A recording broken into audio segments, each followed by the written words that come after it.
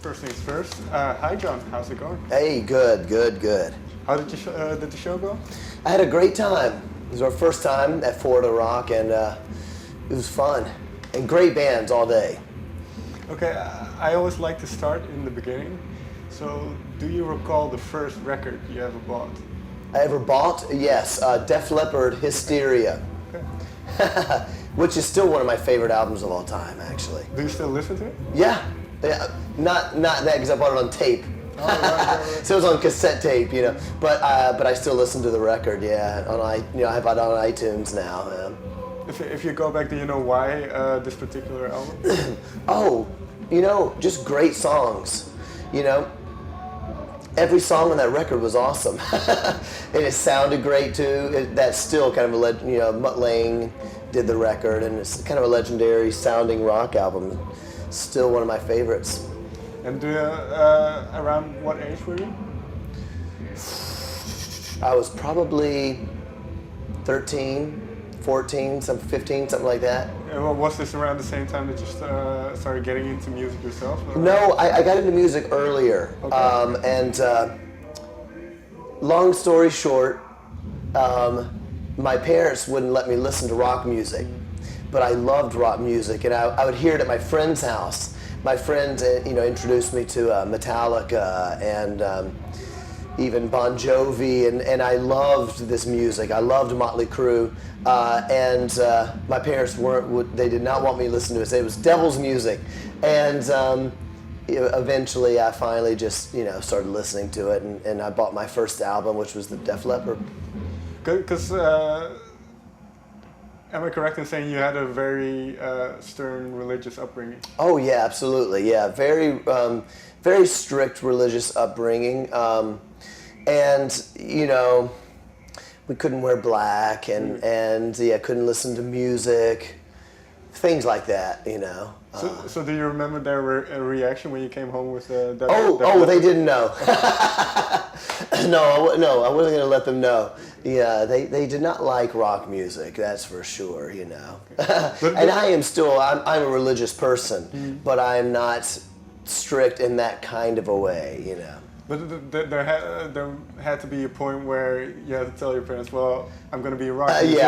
Yes. So what was it like? That guy, when I was older, probably when I was 15, I started singing in my first band. And my parents were really, they were not happy about it, But at that age, you're becoming an adult and you're making your own decisions. And I felt,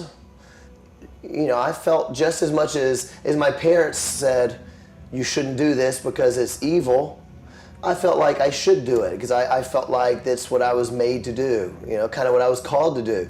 And I loved music, and music helped me through hard times in my life. And when I was having a bad day or fighting with my parents or whatever was going on in my life, I could put my headphones on and listen to music, and it made me feel good. And I wanted to help other people feel good too. And so just as much as they thought it was evil, I felt that it was right. And so as I got older, they just had to accept who I was. Was it one of those things as well where if somebody tells you not to do it, you're obviously gonna do it? I want to do it more. It wasn't like that for me, honestly. And a lot of people ask me, they go on internet and they find out what Skillet is, and they say, well, it says that you're a Christian rock band. What does that mean? And for me, music was just everything. And I knew that music could help change people's lives for the better. So for me, it wasn't like they told me not to, so now I'm going to do it. It was more like, I feel like I'm called to do this, and I write songs about my faith. And I meet a lot of people that say that, hey, your song helped me break drug addiction, right. Things like that, and I love that. Have you then, after all these years, have you convinced your parents of the good side? Yeah, I think, my mom actually passed away. She died when I was 15. So it was right on the verge of when I was starting to sing my own songs, and she didn't like it. But I feel certain that she would like it now. I feel as I got older and as she saw the fans coming up. I think she would love it. And my dad's fine with it now, but it took a long time. Okay. They don't like my tattoos, you know. So, yeah, fair enough. So you started the band. Was that the first band you ever played in? No, the first band I played in was a metal band. We played covers. Okay. You know, we played other people's songs like Metallica and Bon Jovi, stuff like that. Kiss. Okay. At this early stage, were there inclinations into writing your own material as well? Not really. It was just fun. In fact, I didn't even know a lot of the songs we were singing. My friend said, "Hey, you can sing. Why don't you sing with our band?" I was like, "Oh, that'd be fun." And I always loved singing, but I never thought I would be in a band until probably about a year later. I started writing my own songs, and I thought, oh, maybe I could write. You know, maybe I could be in a band. This would be cool. And that just all went from there. But I started Skillet when I was about 19 or 20. So was there a turning point then, a moment maybe where you thought, hey, maybe I can do this professionally? Yeah, you know, when I in America, we graduate, we call it high school, at about 18 years old. And some people go to university, you know, college, and some people start working. And I went to college, but I did not do well. What did you do? I went to college to study history. Okay. And I did not do good in school, but I started playing music very seriously. And I started thinking, I think I'm a lot better at music than history. So I started playing in my own band around town, and people started coming to see us play, and I thought, man, maybe I can do this.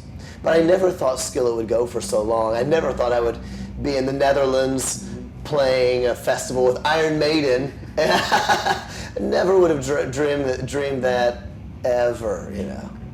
Well, the band kind of took off then, and I believe was it around or during the making of your second album? Where's the title? Hey You, I Love You, your song. Mm-hmm. Was it around this time that you met your wife, who ended up being in the band? Yeah, actually, let's see. Actually, I met my wife probably as Skillet was just starting. And we got married just a couple months after our first record released. And on our second album, we were changing our sound a bit, and we wanted to do a little bit more industrial, a little electronic. And my wife was a keyboard player in her own band.